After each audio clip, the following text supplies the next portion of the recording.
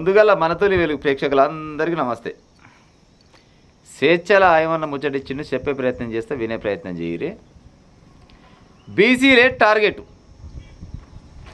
కవితక్కకు, కల్వకుంట్ల కవితక్కకు పాడే. ఈ కల్వకుంట్ల కవితకు ఇంటి పేరు ఏందో జరవాలన్నది చెప్పాలన్నా చెప్పు. పాడే నాకు తెలిసి పాడైతలేదు కానీ సరే, కల్వకుంట్ల కవితక్కనే అట. ప్రస్తుతానికి ఇల్లి పేరు నాకు తెలియదు కానీ ఈమె టార్గెట్ మొత్తం బీసీలేనట.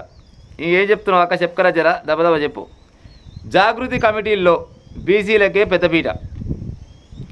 ఇంకేమి చెప్తుంది, విభాగాల రాష్ట్ర కన్వీనర్లు బీసీలే కావాలంట. మహిళలు, యువజన రైతు విద్యార్థి అంశాలపైన పోరు చేస్తానికి మంచి ఏమైనా ప్లాన్ చేస్తుందంట. ప్రభుత్వంతో పాటు బీఆర్ఎస్ని కూడా ఇరికించే ప్రయత్నం చేసుకుంటూ వస్తుంది. ఇంక ప్రభుత్వం ఏమేమి ఇరికిస్తుంది కానీ ఇరికిస్తే బీఆర్ఎస్ని ఇరికించవలసిందే, అంతకు మించింది ఏం చేయదు.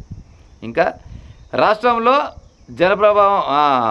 రాష్ట్రంలో బీసీలు ఎక్కువ, బీసీలకు న్యాయం జరగాలని చెప్తుంది. ఈ పేపర్ ముచ్చట చెప్తున్నాడు. పేపర్ లెక్క చెప్తే మనకి బొల్లేడు అవుతుంది కానీ. అవునా అక్క, మరి నీకు బీసీల మీద ప్రేమనా లేకపోతే మేయ మీద కోపమా? చెప్పు, పాడైపోను. ఏమైనా ఆస్తిపాస్తులు కావాలంటే ఓనాడు పేపర్ స్టేట్మెంట్ ఇస్తే అయితే తెల్లారి సరికలు రాసిస్తారు. మొత్తం మేయ కష్టం చేసి సంపాదన మస్తు ఉంది. ఎర్ర టెండలు కష్టం చేసి సంపాదించండి మీ నాయన. దగ్గర 30-40 ఏళ్ళు నువ్వు సంపాదిస్తుండు. ఓళ్ళ కోసం అక్క, రామునికి ఒకరికేనా? రాములకే కాదు కదా, నీకు కూడా ఇస్తాడు ఎంతో కొంత. కానీ ఒకసారి గాముచ్చట చెప్పక గడుకోసారి బీసీ వాదం అంటావు. అయితే గారు అక్క, మొన్న బీసీ గణన చేసినప్పుడు మీ ఇంటి వాళ్ళు బీసీ గణనలో పాల్గొన్నారక్క?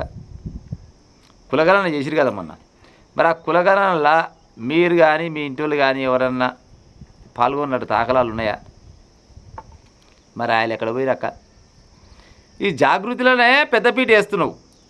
మరి నిమ్మలంగా ఈసారి బీఆర్ఎస్ పార్టీకి కానీ లేకపోతే నీ జాగృతే కానీ లేకపోతే నువ్వేదైనా కొత్త పార్టీ పెడదామని ఆలోచన ఉంటే కానీ ముఖ్యమంత్రి పదవి బీసీలకు ఇస్తామని ఎందుకో చెప్తలేరు?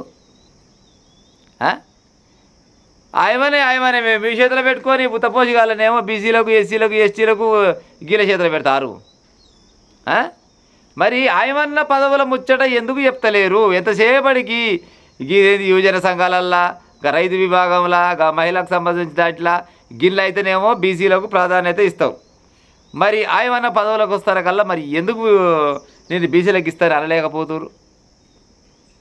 మీ మనసులో ఒకటి పెట్టుకొని వెనకడికి అన్నట, అని మనసులో ఇంకోటి పెట్టుకొని పుట్టుకూరకు వస్తావా అన్నట.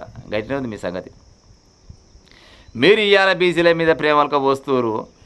బీసీల మొత్తం సర్వనాశనం చేసింది నువ్వు, మీ ఇంటి వాళ్ళు కాదా?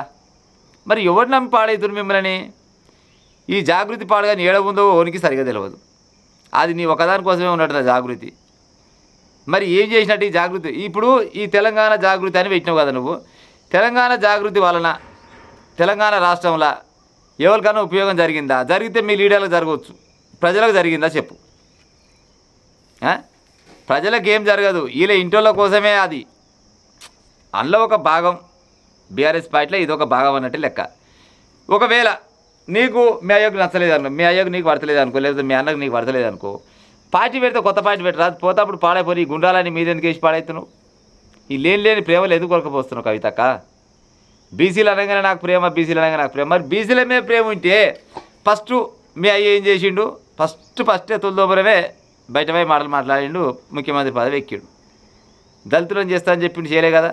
ఇక దళితుల ముచ్చట మరి ఇంకెన్నిసార్లు చెప్పి నూరకాయ వస్తుంది. కానీ ఆయననే మోసం చేసి ముఖ్యమంత్రి పదవి ఎక్కిండు. ఒక 5 ఏళ్ళు అయితే ఏలిండు కదా. మరి 5 ఏళ్ళ తర్వాత మరి ఒక బీసీకి ఇచ్చిరా? బీసీకి చేతిలో పెట్టిరా ముఖ్యమంత్రి పదవి? మరి ఆయలే పెట్టలే. సరే, అది అయిపోయింది. 10 ఏళ్ళు అయితే ఏలిరు. 10 ఏళ్ళు అయిపోయాక ఇప్పుడు అధికారం కోల్పోయారు. అధికారం కోల్పోయినాక నిన్నవన్న జోరుగా జరిగింది బీసీ గణన అని, కుల గణన అని, అన్ని రకాల సర్వేలు జరిగినాయి. మరి ఈ సర్వేలో మీరు ఎంతమంది పాల్గొన్నారు? మరి పాల్గొంటే మరి మీ పాల్గొన్న లెక్కలేడ చూపించిరా? మీ ఆస్తిపాస్తులన్నీ చూపించిరా? చూపించలే. మళ్ళీ ఇయ్యాల బీసీల వాదం ఎత్తుకుంటున్నావు. సరే, ఆ ఫస్ట్ సారి మీ అయ్యే ముఖ్యమంత్రి అయ్యింది, సెకండ్ సారి మీ అయ్యే ముఖ్యమంత్రి. ఇప్పుడు ఓడిపోయినప్పుడైనా ఉత్తమ మాట కన్నా ఈసారి తెలంగాణలో మా బీఆర్ఎస్ పార్టీ అధికారంలోకి వస్తే ఒక బీసీని ముఖ్యమంత్రిని చేస్తా అని ఎందుకు ప్రకటిస్తలేరు? అంటే జనాలంతా ఎడ్డోళ్ళు అనుకుంటున్నావా? జనాభాలో ఎక్కువ శాతం ఉన్నోళ్ళంతా ఎడ్డోళ్ళు, మీరు 2-3 శాతం ఉన్నోళ్ళు మీరే మోతవర్లు అనుకుంటురా? జనాలంతా దసరా పండుగ నాడు మంచిగా తుంకలు తెచ్చుకొని, కళ్ళు తెచ్చుకొని, మందు తెచ్చుకొని, చికెన్ తెచ్చుకొని హాయిగా బుక్కడి దీని జమ్మికి వెళ్దామని జనాలందరూ ఉంటే మీ అయ్య అదే రోజు ఏం చేసిండు, ఏకంగా టీఆర్ఎస్ పేరు తీసేసి బీఆర్ఎస్ పేరు పెట్టిండు. అంటే మేమందరం ఏమో తింతాగి సపడేకుంటాం, మీరు మాత్రం తెలివితోటి సొయ్యితోటి పోయి దేశంలో చక్రం తిప్పుదామని పోయినావు. పోయిరా పోలేదా? మరి టీఆర్ఎస్ తీసేసిన కారణం ఏంది, ఆ బీఆర్ఎస్ పెట్టడానికి కారణం ఏంది? మరి ఎటుబాయ టీఆర్ఎస్ ఎటుబాయ, ఆ బీఆర్ఎస్ ఎటుబాయ? మరి ఇప్పటికి కూడా జనాలకు అర్థం కాదు ఏంటంటే ఈ టీఆర్ఎస్ ఎందుకు తీసేసిరు, బీఆర్ఎస్ ఎందుకు పెట్టిరనే జనాలు ఒక ఏమంటే పరిశ్రమలో పడ్డారు. ఓ పని చేయరు, ఇక ఇట్ట కాదు అట్ట కాదు. కానీ నీ జాగృతి అన్నావు కదా, మరి ఏం పార్టీ పెడతావు? పార్టీ పేరు అనౌన్స్ చేసి మీ పార్టీకి కాబోయే ముఖ్యమంత్రి బీసీ అని చెప్పరాదు. ఎటవాడి మీ కారు చేయరు, అది కారు ముచ్చట. కనీసం వార్డు నెంబర్ కూడా గెలవరు. కానీ ఈసారి నువ్వు పార్టీ పెడితే మాత్రం అది నీ వల్ల కానీ ముచ్చట. ఇక మెజారిటీ మనం వేయవలసిన అంతకు మించింది ఏం లేదు. కానీ మరి నువ్వన్నా ఒక మాట ప్రకారంగా ఏది బీసీని ముఖ్యమంత్రి చేస్తానని చెప్పరాజరా? ప్రజలారా వీళ్ళు ఎన్నడూ చెప్పరు కా ముచ్చట. ఎంతసేపటికి వార్డు నెంబర్లు, సర్పంచులు, ఎంపీడీసీలు, జడ్పీడీసీలు ఇంతవరకు ఇచ్చే ఉపాయం చేస్తాం. ఆ పైన ఉండేవి ఏమైనా ఉంటే అన్నీ మా చేతుల్లో ఉండాలనే ఆలోచనతో ఉంటారు. అందుకోసమనే ఈ బీఆర్ఎస్ని కానీ, ఈ జాగృతిని కానీ, కవితమ్మని కానీ, హరీష్ రావుని కానీ, లేకపోతే తారక రామారావుని కానీ, లేకపోతే కేసీఆర్ని కానీ ఎవరైనా నమ్మకాలం లేదు. అవునా కాదా? మీ కామెంట్ రూపకంగా చెప్పు. ఇక ఉంటా మరి.